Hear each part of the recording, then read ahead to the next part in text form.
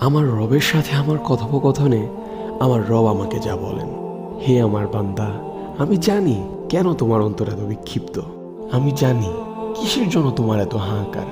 দুঃখ পেও না, আমি তোমার পাশে আছি। আমি তখনও তোমার পাশে ছিলাম যখন এই পৃথিবীতে তোমার অস্তিত্বও ছিল না। আমি তখনও তোমার পাশে ছিলাম যখন মাতৃগর্ভে এক অচেনা পরিবেশে ছিলে তুমি।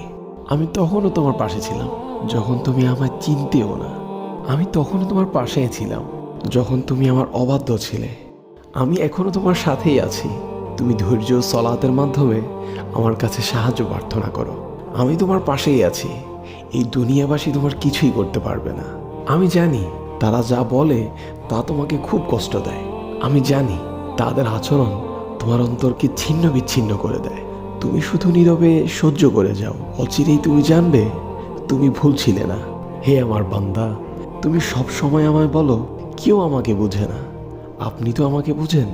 হ্যাঁ, আমি তোমাকে বুঝি। তোমার অন্তর সম্পর্কে আমি সম্পূর্ণ অবহিত। তুমি চিন্তা করো না, অচিরেই আমি তোমার প্রতি এমন অনুগ্রহ নাজিল করব যে তোমার অন্তর প্রশান্ত হয়ে যাবে।